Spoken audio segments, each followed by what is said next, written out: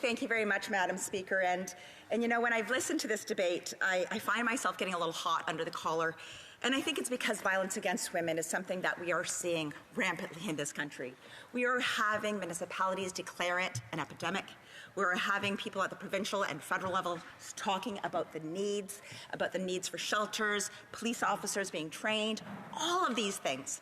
And why is this important to today's debate?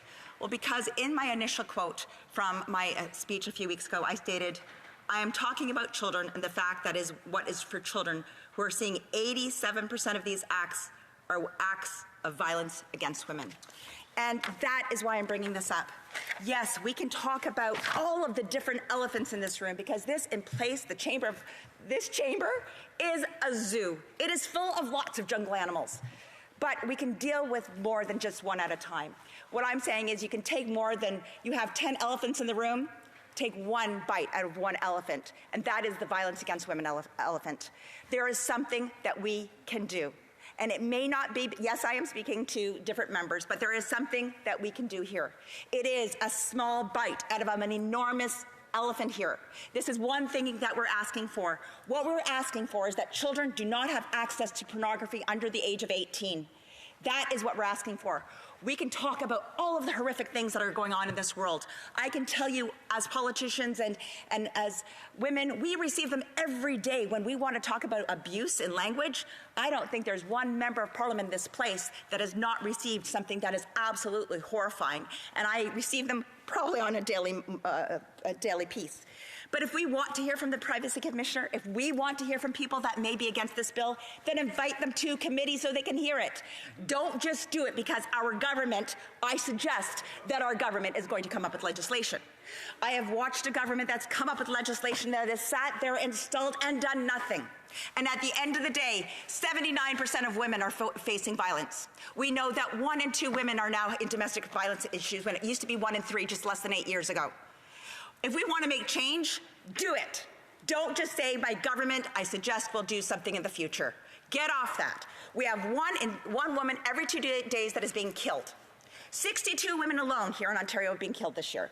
If we're going to allow those stats to continue to carry on, say, I'm too partisan to vote for your bill, because that's exactly what I'm seeing in this place, and shame. This is about women. This is about ensuring that our children know how to play safely in the sandbox. They understand what consent is. All of those things that we know when children are watching pornography blanks them. It paralyzes that ability to have common sense. And this bill is about common sense. It is about ensuring that our women are safe and that our children are not shown pornography at an early age. I don't care what you do when you're 18. You do you. I don't care. But under the age of 18, we should be protecting our children, and we should be protecting our children and our women and our vulnerable people. And I don't see any of the support from this government, and I am devastated that they can't see through that. Thank you, Madam Speaker. Thank you very much, Madam Speaker. Thank you very much, Madam Speaker, and it is truly an honor to be here tonight to rise in this House to talk about such an important bill, Bill S-210, Protecting Young Persons from Exposure to Pornography Act. This act is to restrict young persons' online access to sexually explicit material. Tonight I am honored because we have talked about pornography in this place before, and we recognize the impact of pornography, the impact to our youth, and why it is important that we sit down and actually talk about this. I want to talk about why we need to do this, and a lot has to do with unintentional viewing of pornography by our youth. And that is why we're here today. It is to talk about what we can do to put in place to ensure that when our children are turning on their laptops, when they are looking at their videos, that they are not going and turning into a pornography, that the next thing that's coming on is not something that is sexually explicit. I recall back in the 42nd Parliament having the opportunity to speak to Motion 47. Motion 47 was looking at pornography and was put forward by our colleague, and that was studied at committee. Motion 47, I spoke to it because I had my own experience, and it was with my son following, watching a commercial that I'd watched on Air Canada. I shared this story back in, I think, 2016-17, but I think it's worth sharing again. And it has a lot to do with something so simple turning into something so wrong. And it started off with a simple underwear commercial on Air Canada. This flight, as I was coming home, I was watching two men talked to one another, and they were just talking about how cozy they were and how life was so good. And then when it zooms back, it's two men talking inside of a pair of underwear, and they are representing testicles.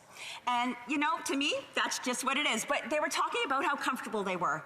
To me, it wasn't pornographic, it wasn't sexually exploitative, it was just a really great way of selling a pair of underwear. I thought I would show my son and my husband, so I go home, click on the TV, and go on to one of the sites. And that is when, after showing my family this video that I thought was so hilarious, that it turned into soft porn. And that is when that's when I personally subjected my own child without knowing.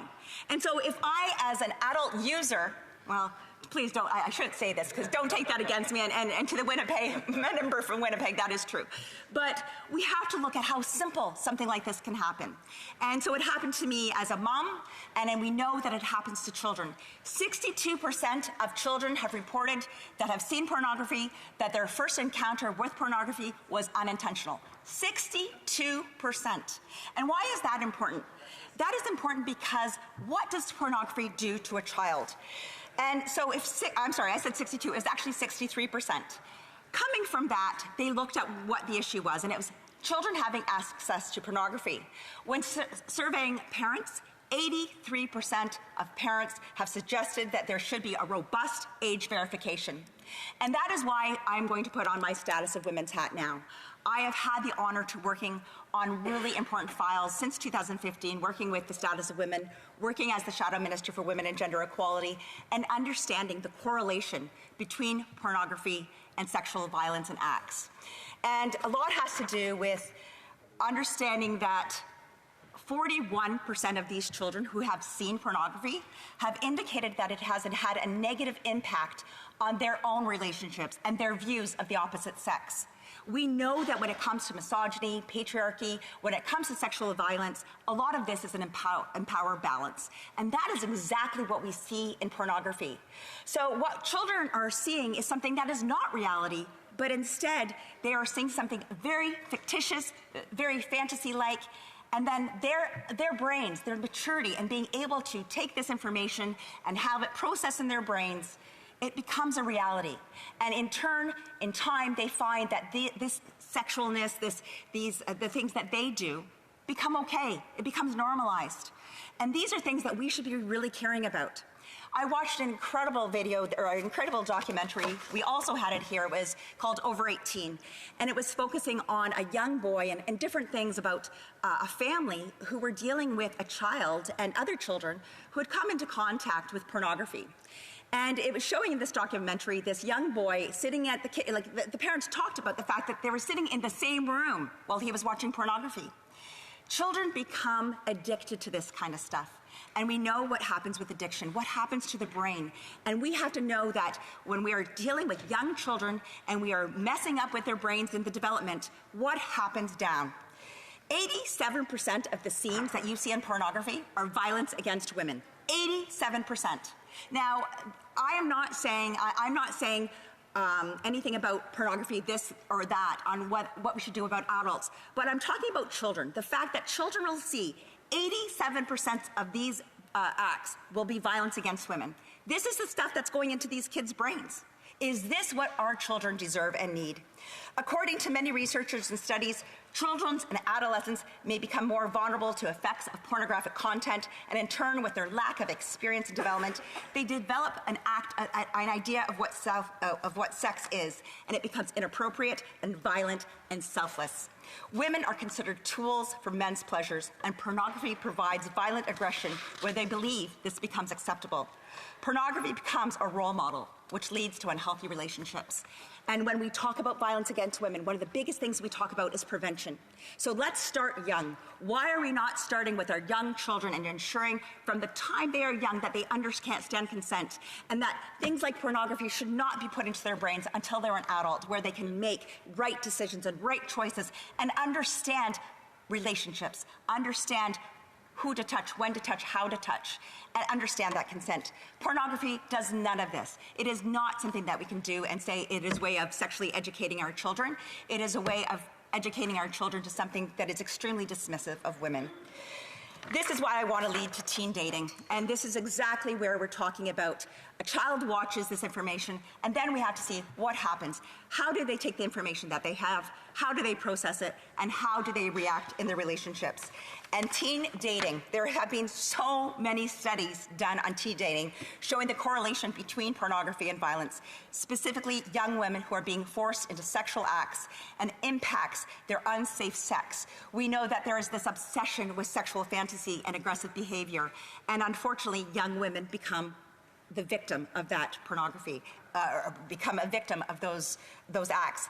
Pornography, once again, is not sex education. It does not provide real-life sexual experience on relationships. And that is why it's so important that our children are not having to see this by accident.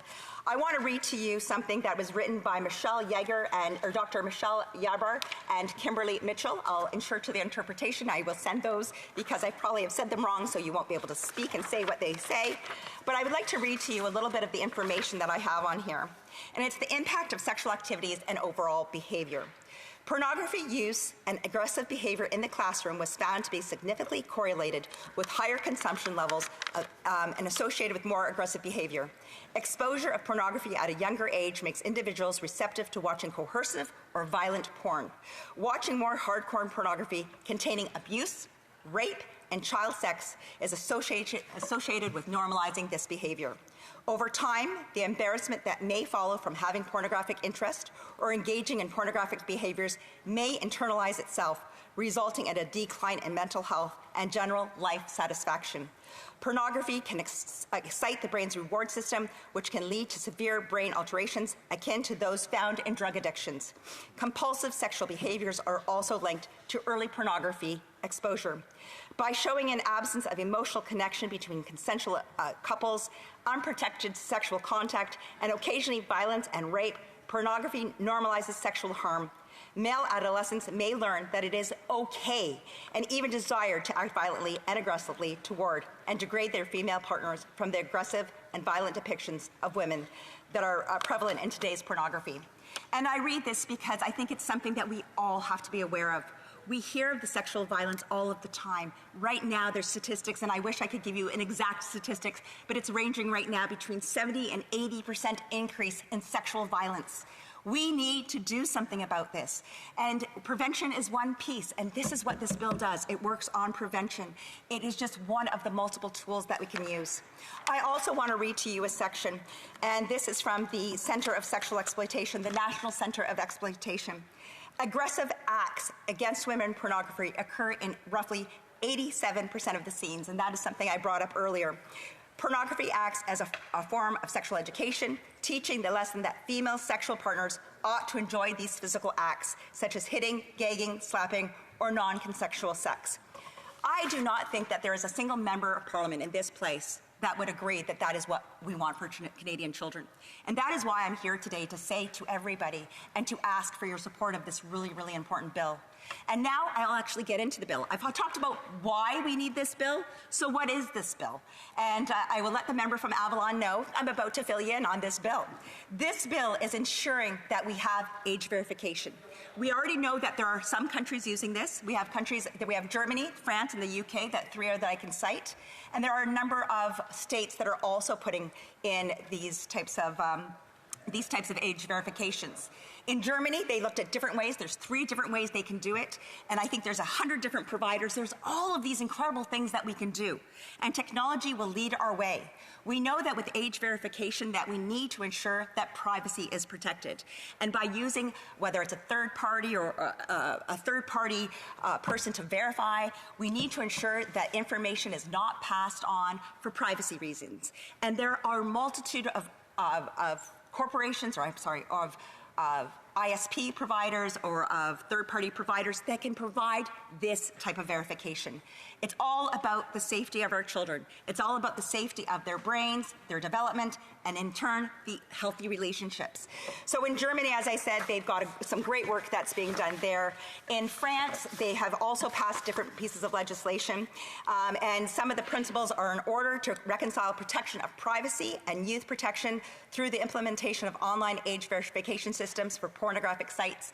They take it into details, and I wanted to put this in here too, because for many people, privacy is probably the thing that they're most concerned about. I think everybody understands pornography and children, no. But privacy is sometimes the things that we have to look at.